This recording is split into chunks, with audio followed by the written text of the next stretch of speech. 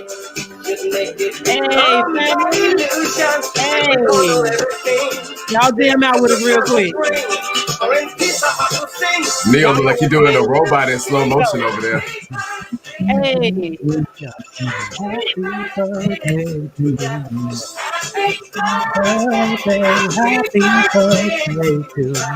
know what it is. Y'all know it's MLK's birthday. Well, holiday celebration. All right. What's going on, family? Welcome to a special edition of Talk That Real Shit. On the honorary MLK Day, we're observing Dr. Martin Luther King Jr. And of course, we were just playing the hit song. But you know, we celebrated his actual birthday on Friday. But today we are observing his legacy and his greatness. And we have a dope panel of people that go get it in with us, y'all. We have Mr. Maurice Cook in DC, Miss Chioma Oruh also repping DC, and Mr. Rashaun Holliman. Rashaun, where you at? You in ATL? All right. And of course, my brothers, my homeboys, my partners in crime, Mr. Jason B. Allen and Nehemiah Frank. He fell off for a second. Y'all know how that ATL internet is. Oh, there we go. You know, we got to keep hands on ATL internet at all times. What's going on? I was just dancing a little bit too hard. See, I didn't hit some button. You dance right off the stream, huh? Yeah, dance right off the stream completely. How's everybody doing today on this great MLK Day? You know, today is one of my favorite holidays, so I feel good. You know, I'm excited about the work ahead. So let's keep not just the dream alive, but this change going. Mm-hmm. Yes. That's right. You know, this holiday definitely hits different for African Americans for so many reasons. Mm-hmm. Yeah, for sure. And of course, it was a fight too. Of course, to get it, to have it. And it really was. That's symbolic to our struggle, our continued struggle, that we actually had to fight to get this. And some places are still lagging, but the fight continues. Right. Absolutely. You know, we got to fight for everything though. So yeah. Yes. Yeah. You even got to fight for your right to party too. Well, I want to shout out to Coretta Scott King for all of the work that she did around this holiday here on the ground in Atlanta. So many honorable persons. Let me look in my background behind me will help me remember. Let me see. John Lewis, A.D. Williams, Hosea Williams, Joseph Larry, so many people, Andy Young, that helped with this movement and getting this day in the King Center off the ground. So just shout out to all of the civil rights leaders across the nation that helped with this movement. Yes. My bad, y'all. I'm typing stuff, trying to get everything ready. I got a question for the panel. Do y'all know where the largest MLK parade is in the country? Where is the largest MLK parade in the entire country? I bet you'll never guess. Anyone that's viewing too, put it in the comments and let us know. Where's the largest parade for MLK? I can tell you where it's not, in Washington, D.C. Okay. That's a damn shame. Of all places. I'll give you a hint. So it's actually in Texas. Oh, wow. That's dope. San Antonio, Texas actually has the largest MLK parade in the entire country. Wow. That's interesting. Yeah, very interesting. Somebody said Kansas. Kansas. All right, y'all, let's get into it. So obviously, you know, we're celebrating Dr. King and his legacy, and his largest legacy is one of the pioneers of the civil rights movement. And today we're talking about the civil rights movement and its presence in present day movements, meaning the Black Lives Matter movement. And so, you know, the title of this show might be a little controversial. Has the dream been realized or has it been whitewashed? We've been trying to get to this for a minute. So what do y'all think? Like, let's, you know, like first impressions of the show title itself. What do y'all think? I love it. Has the dream been realized or has it been whitewashed? I think it's a thought-provoking question that, you know, we all need to be Mm-hmm, asking ourselves, especially the white moderates. So that's where I'm at. I would even challenge and say also the Black conservatives, Yeah. and traditionalists. What role are you all playing in advancing the dream when we talk about the Poor People's Campaign, right? When we look at how classism plays a role even in racism. So, it's a dope question. And I think it's something that we all should be looking to get answers to and build solutions around.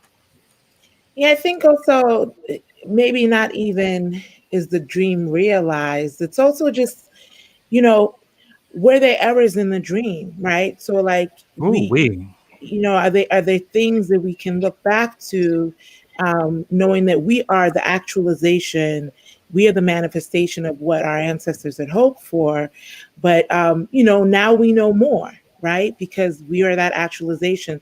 So what could we add to it to play it forward? That's dope. That's dope. It's so interesting that you say that, because that reminds me of the speech that King gave just before he got shot, about I fear that I send my children into a burning house or a burning building, and man, that's exactly what I felt. And I think towards the end of his life, he definitely thought that. He thought like maybe I should have been a little bit more militant because they're not really moving on this policy, so for our demands. Yeah, I think they'll make a good point. I think, especially what Chioma was getting to, like, I think realizing that we are the realization. And I think a lot of times when it happens, we get something and we get protected. Like, okay, we can't get risky now. We made some progress, so we don't want to push too hard because we're going to risk what we have. But I think, we got some work to do, seriously, when it comes, especially you see 75 million people still voting for a racist in the House. So clearly. Yeah, true story. I wanted to just share this. When I teach about Dr. King to my students, I share the stories that they don't read in the whitewashed books that are in our public schools and what we see on the media. I use Dr. King and Malcolm X to redefine the word thug, because MLK and Malcolm, they were thugs. They made shit happen that needed to happen. They said by any means necessary. We don't talk about Dr. King and when he was going through the South. They don't talk about the marches in North Carolina. Right. We don't hear about the rallies in South Carolina and what they were doing in different places. We hear about the larger things that caught hold to media. But Dr. King was very radical in the sense that he wanted to make sure that Black people, not just those who were educated, because this was the Morehouse brothers. So he knew that the educated people, Dr. King read about the Atlanta riots, y'all. He knew the role that the Atlanta Black elite played in selling out the Black working class. Let's just be real about that. So those same people where we love Dr. King and let's give him a holiday, they weren't really about that life. I'm just being real. So when we talk about Dr. King, he said, listen, let me get my boys and we finna go out here and we're trying to make as much change as possible. That's Hosea Williams. Hosea Williams was on the ground, y'all, doing the work, and it wasn't pretty. It wasn't always let me have my Bible up underneath my arm and my three-piece suit on, and I'm just making so much, prestigious sounds in the canal, man. He won't on that. He was really, making it happen for the people. So I just wanted to put that out there too, that Dr. King and Malcolm X, they weren't anything to sleep on. They were about their life. Yeah, I think people don't know that MLK carried a weapon. So even in the concept of nonviolence, that was tactical. That was not, his theory of the world. It was really a tactical strategy. Can you say that one more time really loud, please? Right. MLK did not carry weapons. He totally is a descendant of the Deacons. I mean, he comes out of that tradition. I mean, he understood self-defense. I wish people would read him. You had alluded to, where do we go from here? One of his most powerful writings and, letters from Birmingham jail. He absolutely understood the class question. He believed in reparations. He believed in universal basic income. People quote him today who believe in basic income. I mean, he was, truthfully a socialist in many ways, in some of us. And is that a bad thing? Absolutely not. I am a self-declared socialist myself. Can I just put I know that about him. Can I put a plug in real fast? So Senator Langford and everybody else, that if y'all listening, Dr. King is for reparations. Yeah. That's right. Boom. That's right. Yeah. Maurice, what you say? Well, look, I mean, he said that we needed to come up to DC to get our check. And it's interesting. It's interesting that we saw the people who were willing to come up to DC to get their check last week, right? Mm-hmm. Now, them people were ready. They were ready to come up there to get their check. They were made a promise, and they're going to hold this country to that promise, or crook. And I'm going to be honest about it. We may need to take a page from their tactics, because in my mind, I'm 50 years old. That was one of the most boldest street actions I've ever seen in my entire life. Yes. Okay. And they planning for more. They planning for more. Let me. They got people in Can every. We contextualize that, please? Yeah, this is. Yeah. I mean, they were taking pictures in Nancy Pelosi's office. Our country. I mean, they now since we're here, I was gonna ask Tanisha, could I ask this question? Hey, but since we're here, Maurice took it to the deep end, y'all. I just want to go ahead and ask this question. So, now that the footage, and I think Brother Neo posted about this, there's a lot of footage that's being released about when they first entered the Capitol.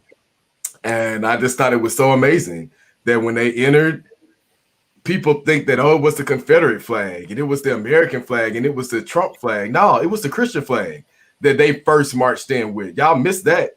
The masses of Black people and the Black church, I just hope they're listening, because, this is for them. They marched in with the Christian flag, right? Mm-hmm. And they went into the chambers, and Buddy prayed. I didn't know to lift my hands or take notes or get my Bible. I didn't know.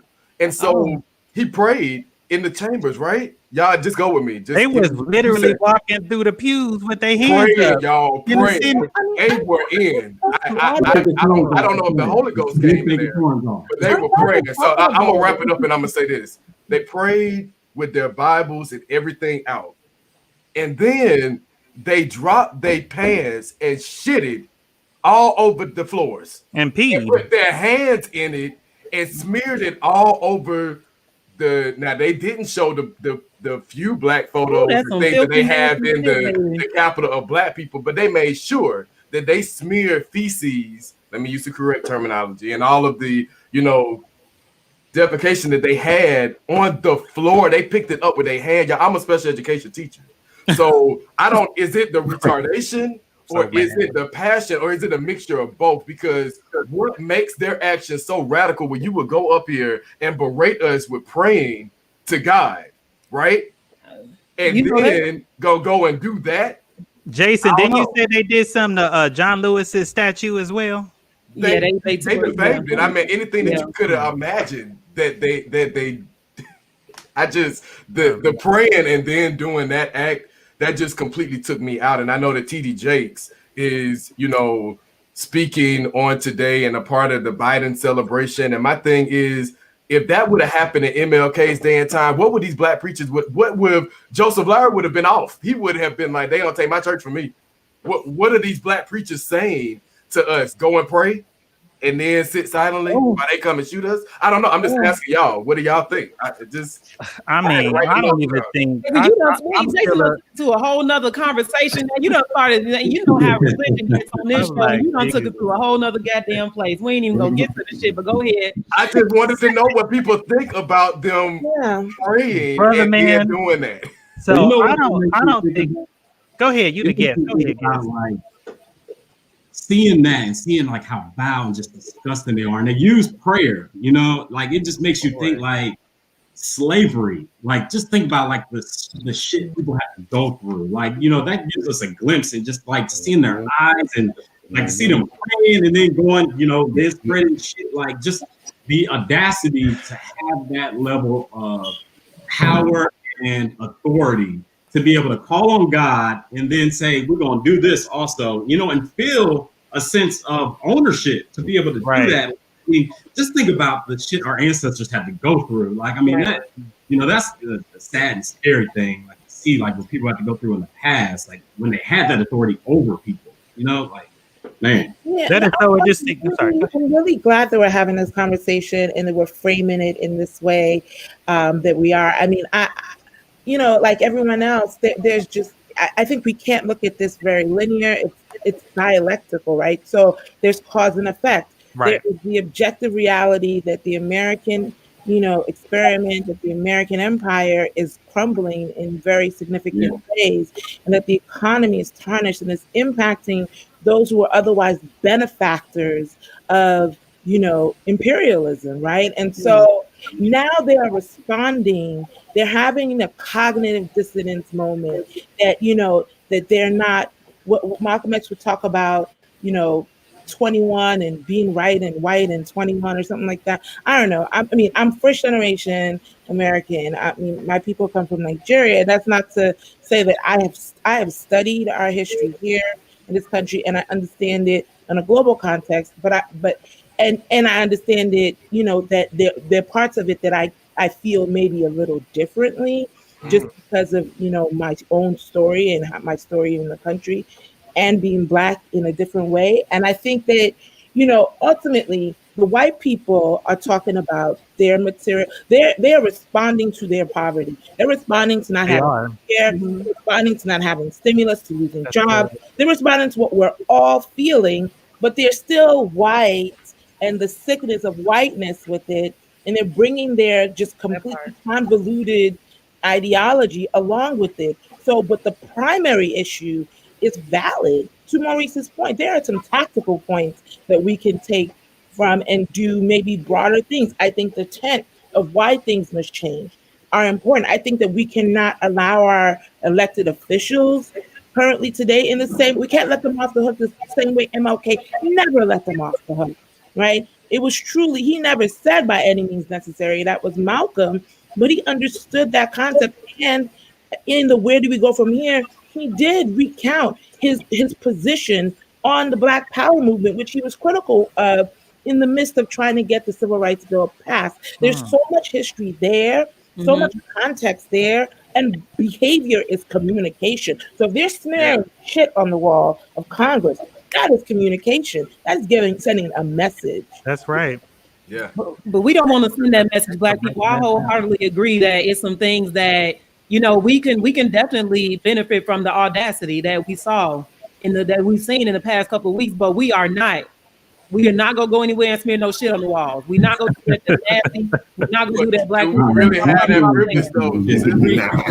Do we really have that privilege to be able and do that? And we all know the reality that we don't. Neo has been to rallies from Tulsa to here in Atlanta and all over. And even when we were at the Capitol, y'all, as educators, the governor of Georgia sent the National Guard in for children and teachers, y'all. They had their rifles ready, all because we wanted to say that open up these schools safely so that Black and brown kids and teachers are not dying. And the governor was like, oh, let me make sure that the Capitol is secure so that if a student smiled too hard, the rifle being fired. And they couldn't protect the Capitol, so I can't go with that. But I think around the Capitol goes on. We would have never made it into the Capitol. That's what I keep trying to tell folks. Yeah. I'm like, we wouldn't even made it to the stairs because we would have known better. We'd have been like, look, if we take a few steps, if we try to scale the walls like ants into another ant's territory, blood would have been everywhere. We would have never made it inside that Capitol building.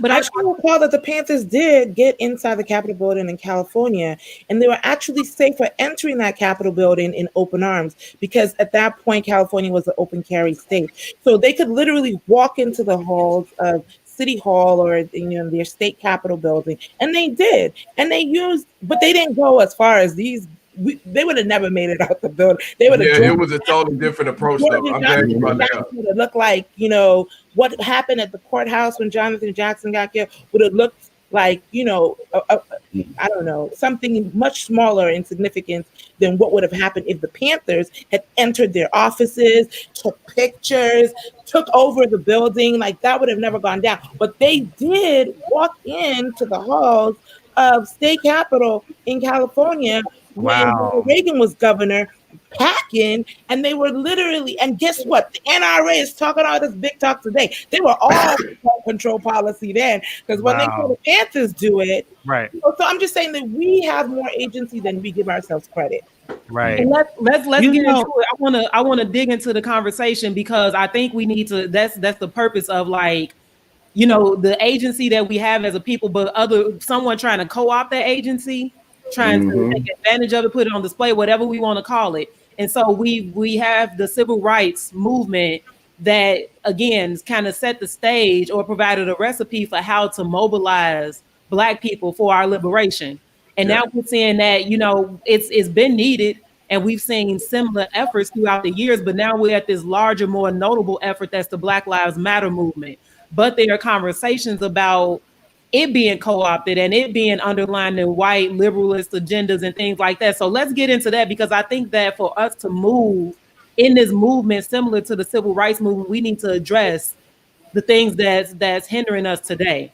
And so has the Black Lives Matter movement been whitewashed? Has it been co-opted by a white liberal agenda? Like, let's talk about it, y'all. Let's put that shit out there. No, yes and no.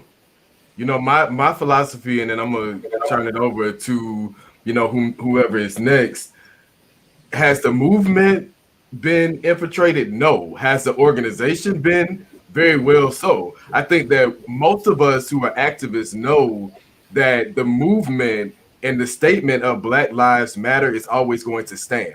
And it's going to be looked at twofold, because Black people do need to value Black lives. We have some internal issues that we have to deal with. That does not, you know, ramp up the argument about Black on Black crime, because anyone, again, who's invested in this work, we know that Black on Black crime is a facade. Because did we see anything about white on white crime last week or the last couple of weeks? No. You know, we already know that crime. Right. We already know that that's a myth. So I would say that the organization, yes, because it's easier to do that. The movement, because it's in the minds of so many people now, so many young people who are like, my life, you know, has value. I don't think the movement is. I think we have to be more strategic about how we are ensuring that the nonprofits, the liberal-led organizations, our public school systems, our elected officials, etc., are truly valuing Black lives by the policies they pass and the things that they do. I couldn't agree more. I agree completely. I think that, you know, we're in an era where information is everywhere. And not only did we have the civil rights movements, but we had, you know, the women's rights movement. We had the farm laborers movement, as far as, like, you know, the Latinx folks that were following the Dr. Dolores Huerta. And we also had the LGBTQ movement. And so, because we're more learned than we were back during the 60s, you know, I think they realized that, hey, if we don't help them, if they take them out, who's going to help us? Right. So there's that famous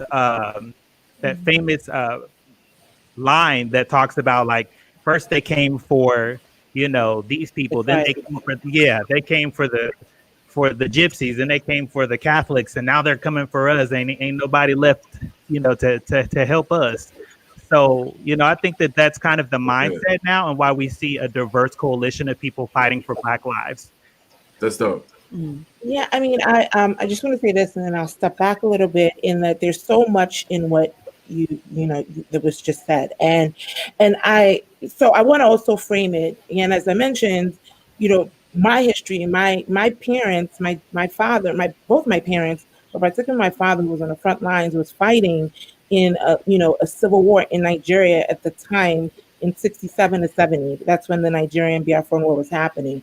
All over the world, the world was on fire, was in a different place, you know, in that era. We did have, and in terms of the trajectory of Black, how we get to the civil rights movement, we got to go back to, you know, the Black nationalist movement and the Pan-African movement, and all the conferences. African countries were gaining their independence at that time. Blackness was meaning something different at that time, and there was connections with what was happening.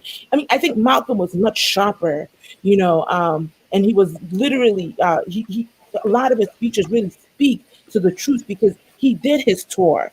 I mean, MLK did go abroad, but Malcolm, like, was organizing in his efforts when he went to Mecca and all of that. And I think that, and he ended up in Ghana. He did a little tour of Africa and understood something fundamental about the global nature of our struggle. But at the same time, the civil rights movement was speaking was given light. Like why Malcolm got killed was why Martin got killed. Is that they were trying to take the issue of Black people in the United States to the UN that was formed to talk about the issues of other oppressed people around the world. The United States was able to get away without talking about its oppression and what it did to its own people in the same way that other people were articulating those needs.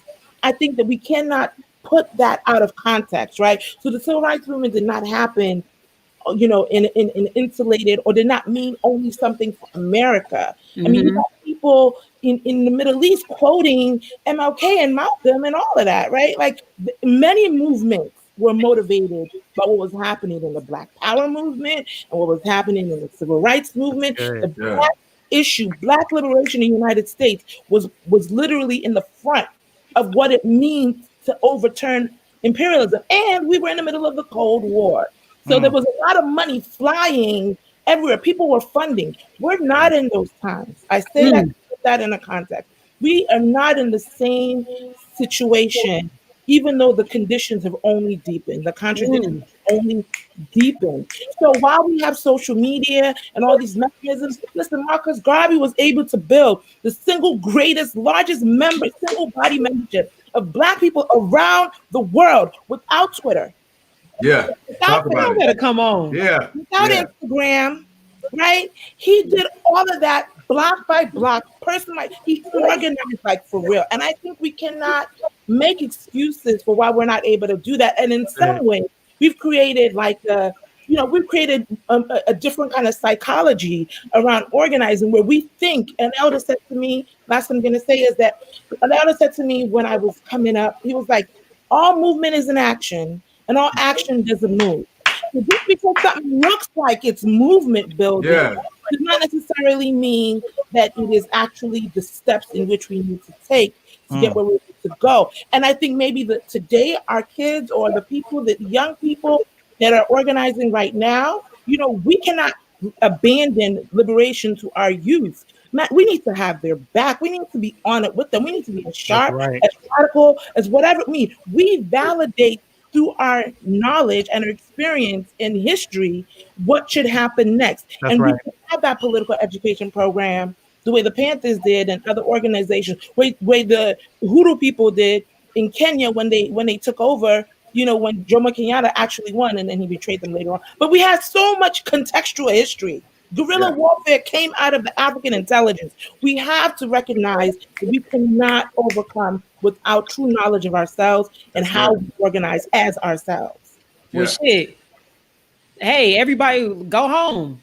Chioma just did that. Chioma dropped that sermon. You cannot dismiss without collecting the offering. You got to collect the offering because the doors are open. Send that plate. Man, I mean, you know, I think like that's important, especially when we talk about, because one of the things, Chioma, you mentioned about we need to teach our young people and we need to support and uplift them, absolutely. But we also have a lot of young people and organizers talking about we are not our ancestors. And to me, that's indicative of the fact that they don't know the history. They don't know the power. And so it's like you may not be your ancestors. You probably not go. You might not go as hard as your ancestors. Passed out. Right. If somebody breathe on you wrong, like you go to jail one night, you crying, you got to go home. When our ancestors spent their lives brutalized, in jail, you know, all kind of stuff. And so that's important. That's why I was like, you on fire, you teaching, because that history is important. And then most importantly, that history is not being taught to our kids in schools. And a lot of us older people don't know it well enough to even teach our kids. That's a very important point in movement building. Yes, Chioma, thank you. Woo! Yeah, that was. But that's what MLK Day should be about. You know, as we're navigating through the pandemic, I was out earlier and I was listening to, you know, the day was getting ready for speeches and all of that. And we have to go beyond these fancy speeches and making people feel good. Yeah, I feel good in the moment. But what am I doing to really make sure that my brothers and sisters who are locked up unjustly are getting the justice that they deserve? Because it seems like Jim Crow, the way that things continue to navigate and flow and how that impacts our social, emotional development and existence as Black people in this country, because there are a lot of white people that are privileged but they don't know what it means to have a loved one locked up unless they're white poor, right? Unless they're quote unquote white trailer trash, then yeah, they may get it, but it's a barrier still, right? It's a racial barrier that still blocks, how we come together. So what are we doing to build on this MLK holiday to bring all people together, especially those who are disenfranchised by the same issues that Garvey, the same issues that Martin, the same issues that Harriet, Malcolm, and the list will go on and on. We're lifting their voices to 100 years ago now. I wanna get Maurice in, because Maurice, you over there masked up and you was dropping, you dropping little gems on Twitter, and I want to shaking the trees. Right. I want to get your input on this conversation. Well, Sister Chioma, she always brings a fire, burns us all up. We got to stand here crisp like a burnt piece of toast. Ain't got nothing to say, but the burnt piece of toast sitting over here. But, she brought up some beautiful things. I mean, when we talk about the civil rights movement, what was the objective? And when we talk about Garveyism, what was the objective? And so we gotta take this context, and we gotta take this knowledge and take this experience to see what is the new thing that we need to get to the liberation that we deserve. I mean, first and foremost, and most of the mainstream conversations, everybody seems to forget that we are living with our captors. Come on. Okay. And so we are negotiating how to survive with our captors. Please do not, forget that we are all in negotiation with this thing to take a breath of life and to keep it. And I think some of us have gotten a little mixed up. I think some of us believe that we too can be part of the same system that has perpetually put us in this position, kept us in this position. And so I want us to talk about our objective, because it's funny. I've been thinking so much about Noah's Ark, but what it really is the Black Star Liner.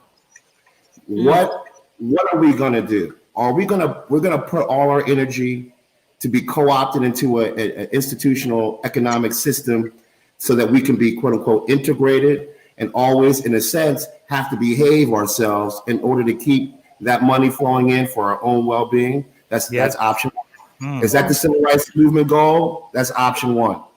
Or do we deserve a chance to envision something different? To me, I believe we need at least 5 minutes to heal away from our captors. Hence, maybe the Black Star Liner. Put our energy into something that's for us. We can't be so scared to build something for us, because to do that, that's what power looks like. Yeah. That's what power looks like. And I believe those cousins came up here last week to show that y'all made us a promise. And our promise, look, you can't be, and the way that they get, the way they get characterized. Maurice, Maurice, come on, we gotta let the man finish now. Okay, go ahead. I'm sorry. I just had a question. I'm sorry. These were not poor white people.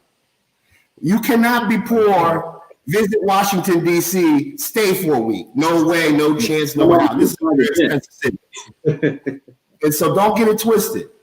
These folks, they have an expectation of this place. And when they feel as if the system is not benefiting them first, they make sure that they let this system know exactly what that promise was made to them. What promise are we going to make for ourselves? Because as you know, we don't have the power to do the very same thing. Given that we actually built the building that they all went to for free, our ancestors did. Those streets that they walked in, our ancestors built for free. That's good. Those hotels where they stayed at, our elders and our youngins are working in those places now. They had to drive them there on the bus, on the metro, in the Ubers. Those are our people that took them, that escorted them to that action. Oh my And so Lord. this is a power issue. And we have to kind of, I think, beyond the civil rights movement, which I think has been co-opted. I do. I think it's been co-opted. But beyond the civil rights movement, where are we going to next? What is our objective? What do we want? That's good. And I just look, we just need about 10 seconds to recover from what the fuck you just said, because that was so powerful. Like I literally saw my own soul looking at the damn screen. That transcended. You said that our own people, the descendants of enslaved people, actually escorted them to the building. That's too damn deep. Built the building. Built the building. Yeah. Right? Probably served them meals. Black hands. Yeah. Matter of fact, I went to Banneker High School. We know that Benjamin Banneker created the city. Right. Yeah. Architecture, that was built by Black minds. Yeah. I mean, we know what's up, especially Maurice right here in DC. We know what's up. Yes. So I recognize the descendants of enslaved Africans have contributed greatly, more than we give ourselves credit, to the point in which I believe, from my vantage point, is that I maybe disagree with one point, Maurice, in that I do feel that, there is enough agency in America, in the United States, for Black people to take charge. I mean, no one gives you permission to resist and to liberate and to be empowered. You take that power, right? Good. You take it, and you take it with your action, with integrity, with the people in mind. There was the whole black belt thesis. I mean, there's so much contextual history. And I think maybe if one thing, and I would just say that doesn't happen enough, is that we look at the different ideas that motivated different actions. Like, we talk about that period dynamically. It wasn't the civil rights movement, right? It wasn't. There was Black power happening at the same time. There was global international things happening at the same time. The lessons are bigger than we're picking up. Oh my goodness. We're not moving like we have the same kind of confidence that people yesterday did. They didn't vote for nothing. They weren't talking about how white people could do it better than them. Marcus Garvey met with the KKK, by the way. Malcolm met with the KKK. Why? Because they recognize that, tactically, we may be going for we have points where we diverge and there are places where we converge. So let's discuss. Let's have a conversation where our interests are aligned and where our interests are and not everyone in the Black community saw that. A lot of the preachers in the civil rights movement did not really rock with that, right? But that didn't exist. There was some real diplomacy going on right there.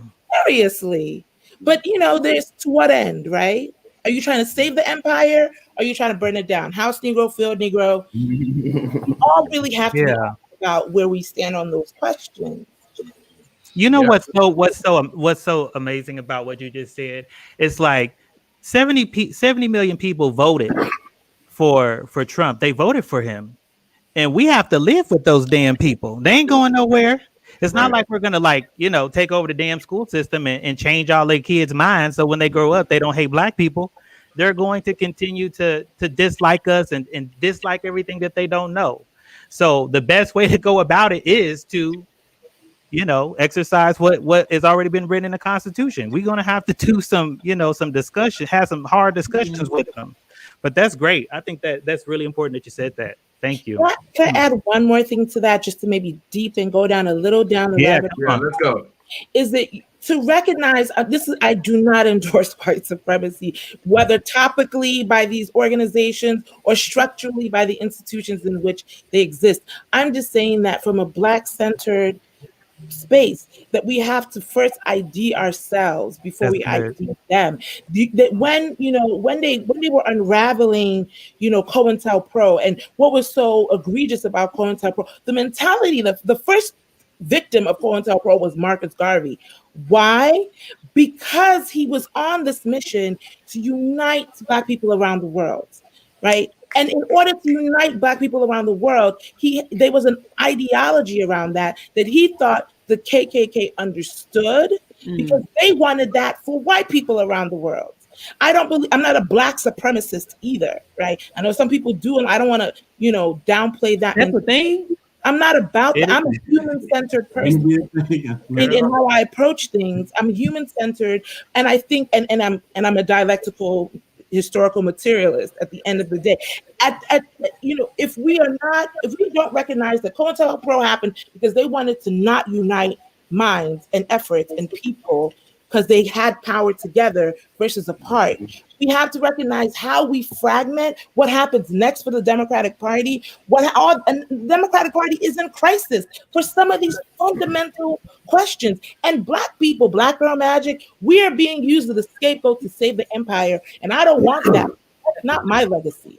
That's That was good. I just had to pass out real quick. I lifted my hand. I forgot that quick. Like. Let's get Rashaun in the conversation because Rashaun been trying to get in. Let's get Rashaun in. No, I was just going to say earlier, it just keeps coming up. Power. Isn't at the end of the day what this is all about. I think, it makes me think of James Baldwin. He said a long time ago, it never was the remotest, thought that Negroes would take power from their captors, and so from their master's hands. And I feel like that's what is happening now. You're seeing at the Capitol, you saw, they feel a sense of they're losing their power and they're trying to claim it back. They're like, look, we're going to show you exactly what we can do and that this is our country. And so ultimately, I think it is also, I think we're, all saying the same thing, that we need to recognize the power that we have and the level of influence that we can have, and, it makes me think back to, when we talk about things being whitewashed, I like to see people, white people, fighting alongside us when people are being shot and killed, but also, we need them to stand up with us when we're saying, okay, we want reparations. Our lives matter in terms of living, but what is the matter in the worth for our lives and recognizing, look, don't get quiet when we start to say, okay, we want reparations. Right. We want value placed on our lives. We want the country to recognize, what they have done wrong and to, pay for that, but a lot of white people get quiet when it comes to that. No, okay, we'll go as far as say you should be alive, but we're not going to go so far as to say, okay, there's some, things need to be repaid for that. Right. Yes. You're talking about white Democrats, right? White Democrats. They the ones that's about to be quiet because they know that we about to be over all of these, branches of government. So now's the time to ask for reparations. So who gonna keep their ass quiet? And if they keep their ass quiet, we need to call them the hell out. The same. We need to be at their offices, right? Too, protesting at the Democrat office, saying, "What you mean you don't believe in reparations?" Right. And also the black gatekeepers need to be held accountable too, because there were a lot of black people on the ground saying, "Go vote for Ossoff," and we were out there. Now, Ossoff, we voted for you, brother, but where is this anti-lynching bill?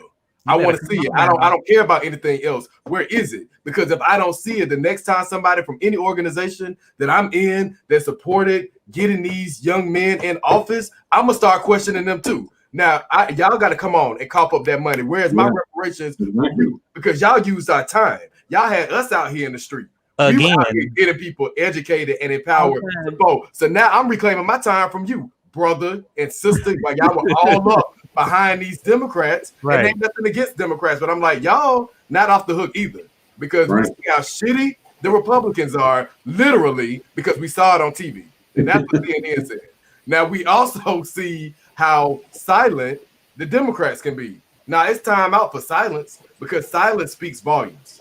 Mm-hmm. You know what? The thing is can I get real quick? Because I think that, not only what I don't want us to do is get comfortable after Wednesday. It's like, okay, Trump may be out of office, but his ass, first of all, he ain't gone, number one. And second of all, these are the same elected officials that we've been dealing with for generations. And so we can't expect that because Joe Biden and Kamala Harris are in office that we finna start getting reparations and stuff like that. Because what disappointed me most was that the day that the stuff happened at the Capitol, Joe Biden got on TV talking about this is not our America. Where the fuck you been? Yes, it is. Listen, I have expectations. We gotta tell them that. So no. So we can't get comfortable. Yeah, no, I have zero expectations. I mean, I feel that ultimately, the issue, the Democratic Party is in a crisis for its own soul, right? It may not survive these 4 years. That's just the truth. I mean, I think it's a statement of just capitalism and how Right. they The can't flag even gonna rip that shit apart. stimulus check to people who are facing poverty and eviction. You think they're gonna give us reparations? They are hiding. I mean, and I would never be a benefactor of reparations, but I fully in the United States, but I fully support, you know, a reparations agenda. No one, but I'm also, like I said, a materialist in how I approach these things. If Europe can give its citizens $2,000 a month, many countries in Europe are offering a month, Right? okay, a month, and we can't even pass, you know, a stimulus.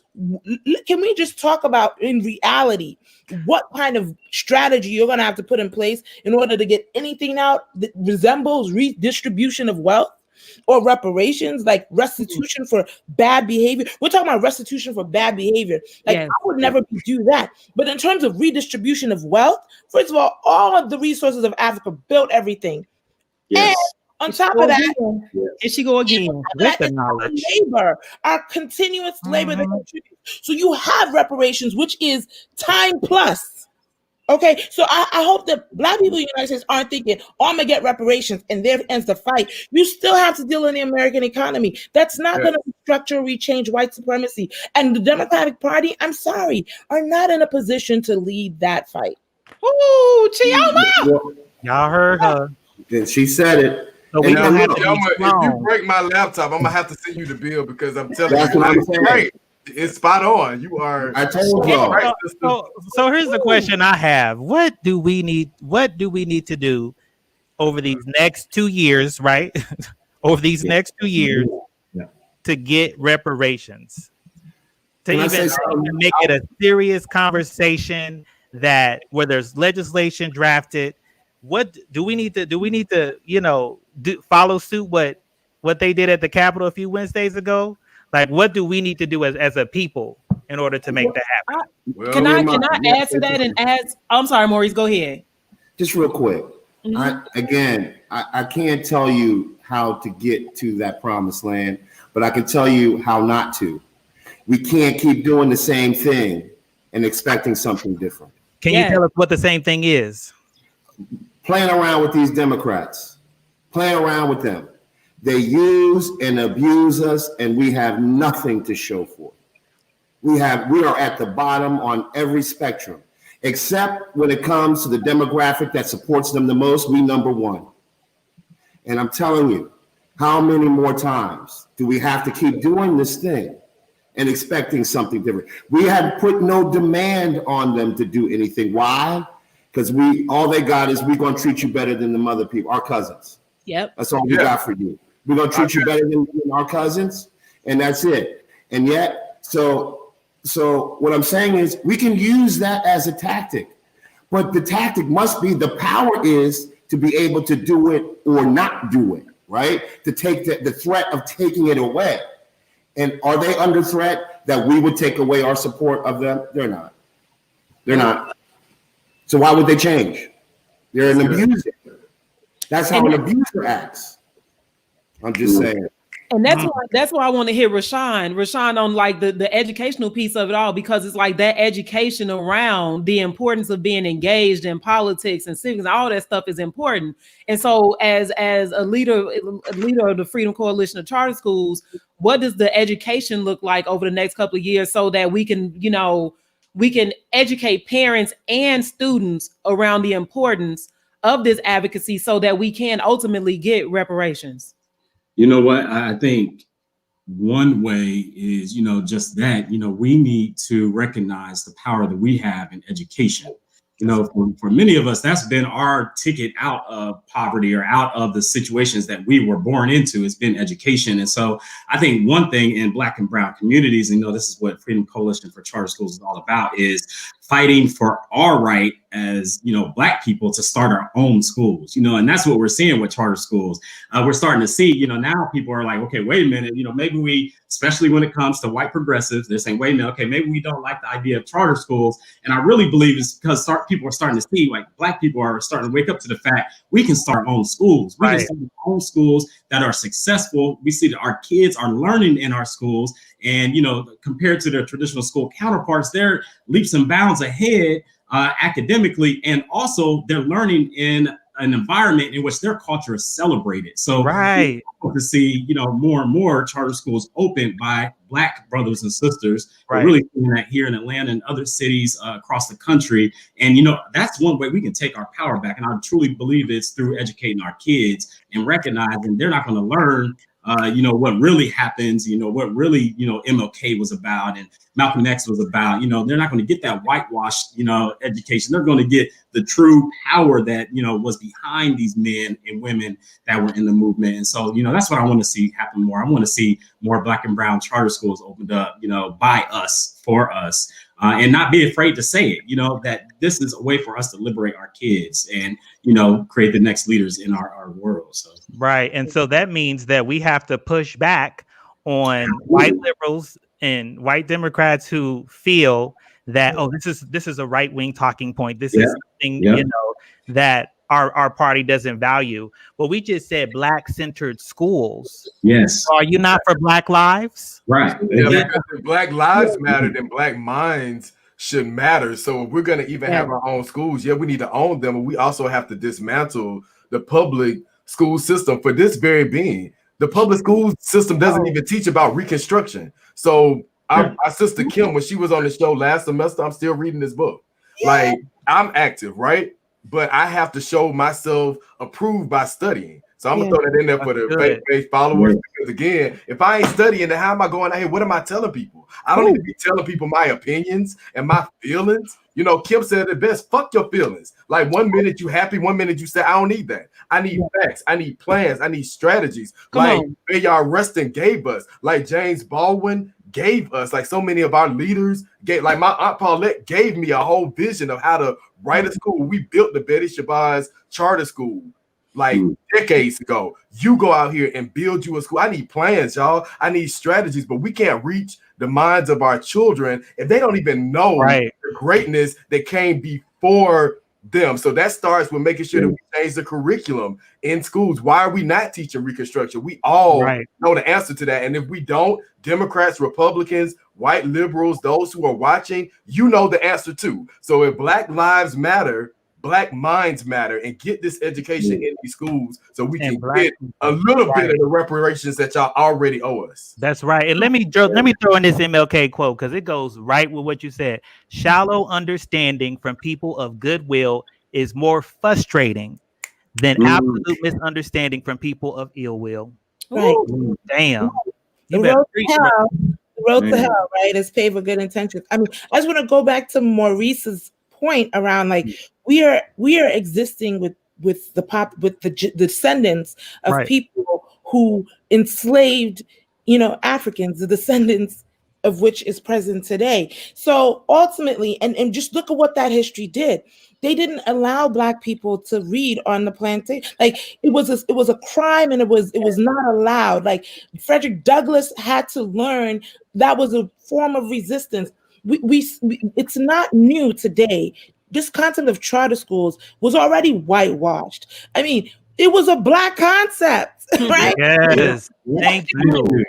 Because public, the Panthers were teaching.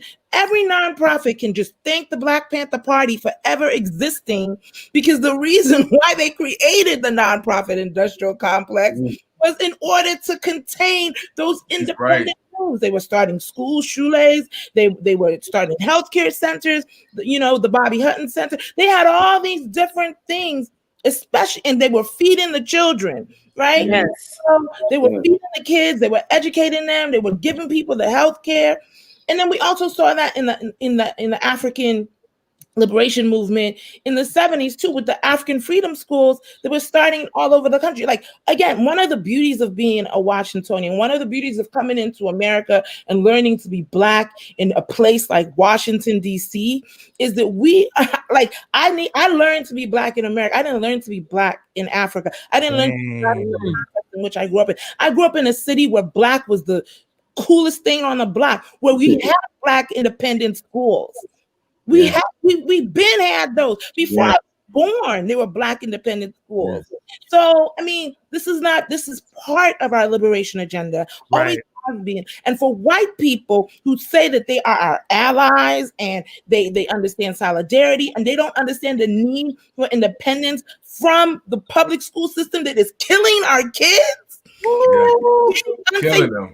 For our kids, that our kids can't read in, they can't learn in, they can't grow in, they don't have any sense of their self in. Come on. A part of they can't liberate anybody in the way, like they're literally damning us to generations and generations of increased bondage. Yeah. So you're not my friend or my ally. I don't give a fuck about your job. If my descendants, if the generations in front of me don't have a path to a good life. Yes. And that's what it's always been about. So they need to stop playing. They know what this is about. And they know what they want it. They don't not want it because of workers' rights. They don't want it because they don't want us to be free. That's always been the reason. Yes. But it's not just for us though. Because if I could be real, a lot of these things where they are, you know, going to touch my life, they're not impacting me the way that it's impacting my students because I'm not poor. I'm not the working poor. I have been poor. I have lived in poverty. But these strategies that we're saying, that's why I'm like, we got to go past these conversations, y'all. I'm going to listen. People ask me why I have this wall. It's because I know the strength of my ancestors, y'all. I know I have my great-grandfather's journal, and I've talked about this on the show before. When I can pick up a journal and read, like they killed my great-grandfather because he wanted to have a house. And people don't get that. Like, we're not just on here having these conversations and talking about this because it sounds good. Like, Black people are dying. Like, one night in Miami, you could see it, the passion in that brother that played Malcolm. Like, Malcolm had speeches where he talked about Black people are dying in this country. What are we doing to save Black people that don't look like the privilege that we see on TV? Everybody ain't gonna drive a bit, but what about the poor Black farmers? What about the nurses that are dying? Y'all, I got friends dying on the front lines. These are the people that need us to keep lifting our voices, and I'm tired of white people coming in. Like, gentrification is real. Taking over our school is real. You know, watering down curriculum is real. So where do we go? Everybody that's watching this, I hope that you are motivated to a point where you say, okay, listen, I need to do something different. Maurice said it best. Do something different because people are dying. And I don't want the kids that I bring into this world to have to go through the same. It agonizes my spirit, y'all. I cannot pass down my great grandfather's journal. In 1906, my great-grandmother was doing the same shit in West Virginia, saying that they needed to have the right to have an education. Y'all, 1906, we got the documents. Like, it's crazy that in 2021, we still having the same conversation. And think about every second, a Black child is being snatched, a Black child is being raped, a Black child is being killed, a Black man is being accosted by the police. We are being shunned, we are being shot down. So it's not just a dream. Right. It's a fucking nightmare that we're living in. And what are we gonna do to make sure that Jaden and all of those students that are watching this show right now are not having these conversations 15 to 20 years from now? What are we gonna do? And every day when a Black kid goes to school, they're learning how to hate themselves. Yep. That's a damn shame. It's not conceptual for me. I'm a mother. Okay. I'm a mother. I have 2 sons. I mean, they're coming up in the system as we speak, right? And my sons have disabilities. So there's multiple layers of safety and security in a school environment as Black boys with disabilities, which we know disproportionately are the ones that are being, you know, suspended and expelled, are being pushed through the school prison pipeline. They're targets. Okay, and the reality is these public schools are unsafe spaces. They Yes. are unsafe. They don't understand And it. They don't understand our if we kids. can't confront that, then we're not committed to a liberation agenda. There are all these kinds of interests that are playing into public education that have nothing to do with, what Brother Rashaun just draw. Matter of fact, you'll find right here in this great city of Washington, D.C., which I do love.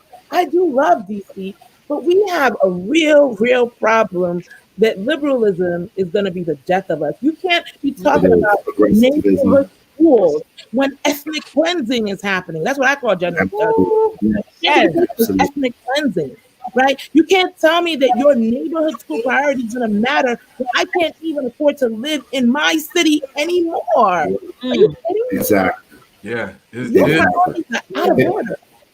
And I have a warning. I have a warning to Georgia based upon the newfound electoral success. Y'all have to be very careful, because you let these white people run around and hype everybody up, but you're reading the right book, Black Reconstruction.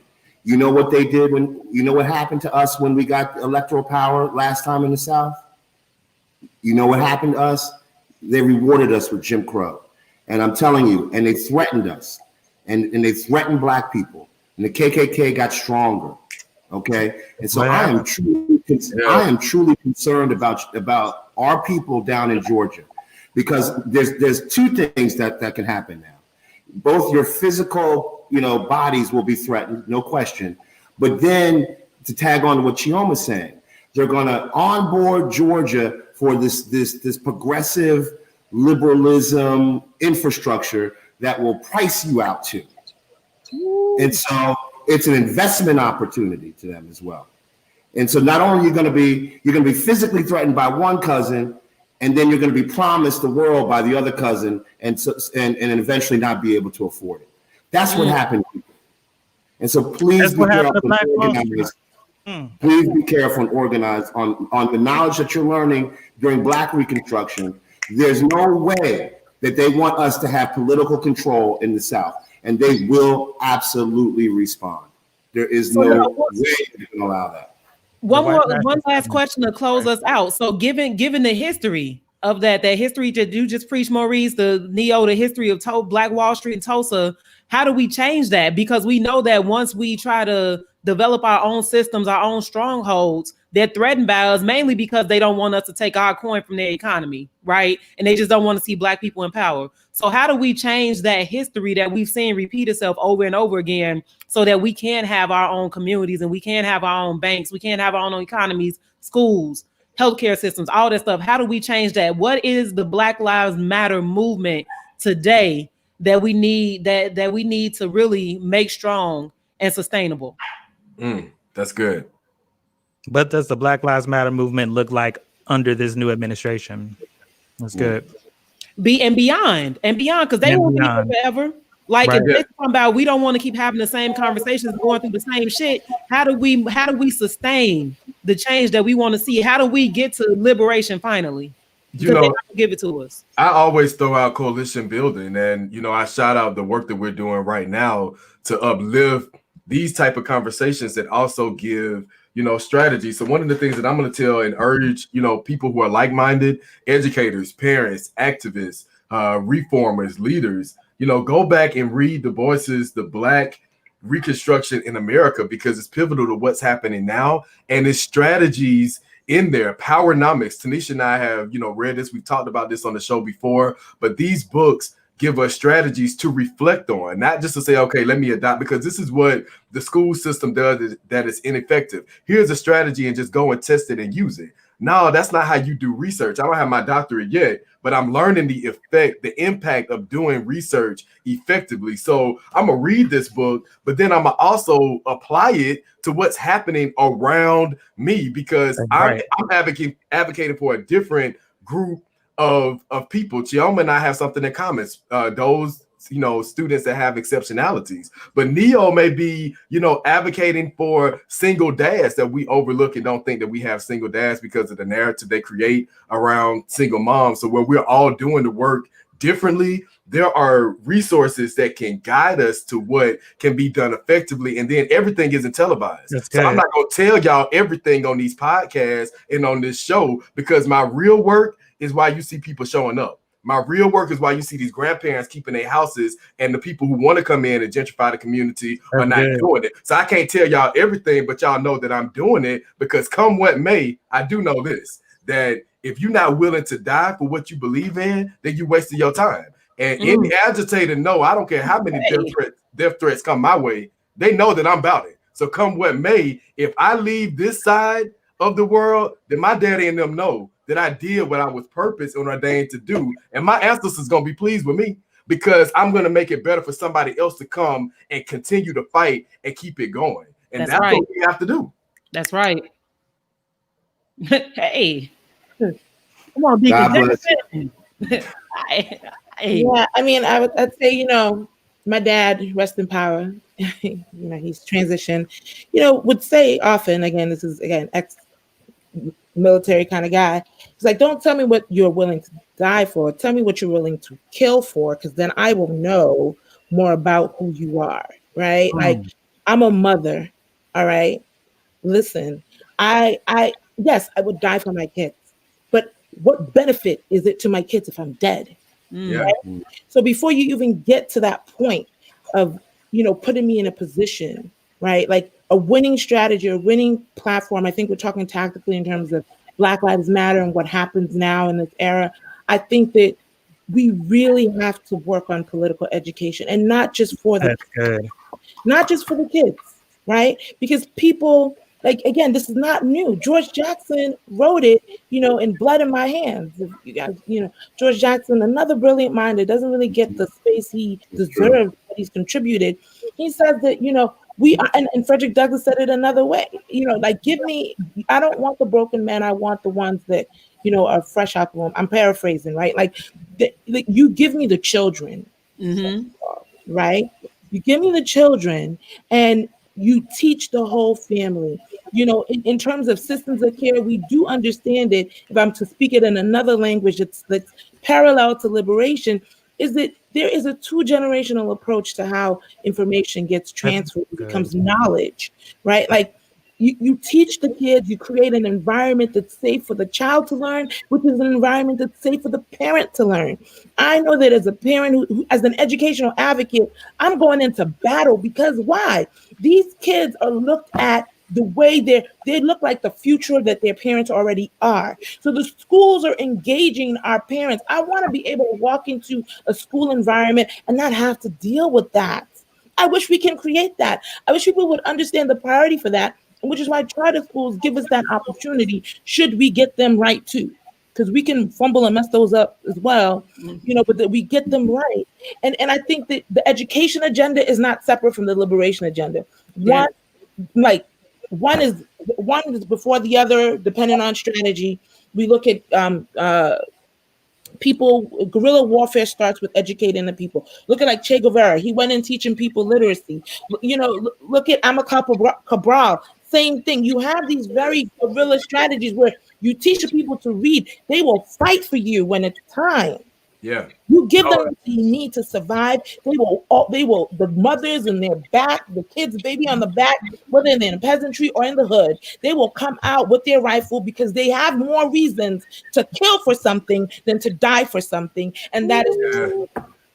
And that's why they were at the Capitol. I was like, yeah, baby, I lived in Cuba, and I could tell you that's a whole nother. I probably could never talk about how I even got there and lived there for a year.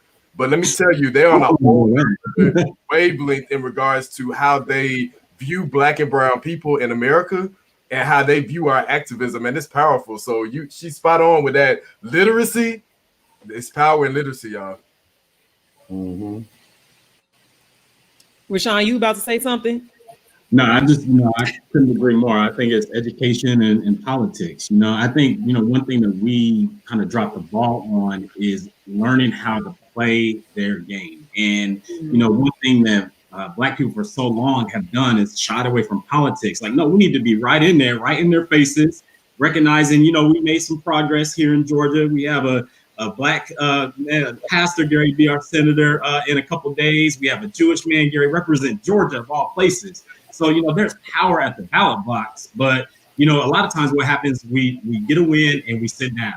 And, a lot of people don't know Reverend Warnock's going to have to run again next year, So he only has a couple years and we have to get him reelected right again, here next year. Now, same thing with Stacey Abrams. Yes, she's been doing some great work, but now, the truth is going to be put in the pudding when she has to actually run and get elected. A lot of times we win something, we sit down, we wait for another 4 years, and we don't recognize within those 2 years is when we really need it most. Our governors is what's really impacting our lives on a daily basis. Right. And I can't agree more with Chioma that education is our way to really have impact change and, recognizing our schools can have so much power if we actually are leading them, educating them. I mean, we have so many Black educators. It blew my mind to read a statistic that says that a lot of times, Black educators are the first ones to be let go. And, we need to recognize that in order to impact our kids' lives, they need to have Black educators in front of them. Because, like Chioma said, our Black boys, especially Black girls too, are the ones that are the first ones that's either, suspended or getting in-school suspension or getting removed from school. And a lot of times it's because people don't understand our kids. They're not relating to them. They're not, exercising the freedom and the ability to get to know our kids, recognizing what they go through on a daily basis and understanding that and bringing that into our classrooms. We need more Black educators, Black school leaders, Black schools. And so that's, I'm gonna leave it at that. Yeah. Yeah. Come on, Maurice. No, we got to have more of these conversations and more of us representing different places around the nation, right? We got to bring more people in that want to do this work, that are ready to die to do this work, and certainly ready to kill to do this work because it's necessary. Yeah. And to be honest, our work is about preparing for the next generation. We are carrying the torch. We are carrying the torch for the next generation. And so we have to be as audacious as possible. So as much as the brush is cleared for them to be able to experience, what our ancestors have always wanted for us. And I just hope, it's about negotiating that relationship with the other people who have the power, right? And my goal in my life is I don't want to ask them for anything. I don't want them, it would be nice to have their support, but I want it to not be necessary. That's good. I want it to be a choice that we have because that's power. You see, they have the choice to bring us along. I want us to have the choice to bring them along if we choose to, if we feel like it, if it's within our interests. This is how they treat us. And it has boded well for them, for their status quo, for their continued power, their continued position. We have to be honest about that. And so all that has came in the past has created us, which is an absolute beautiful blessing. Mm-hmm. But yet we still have so much work to do. And to be honest, we have to have that conversation with our people. I got to give you a little story. There was a brother at a political meeting called our ANCs. He's the chair of the meeting. And this is our most closely local elected official.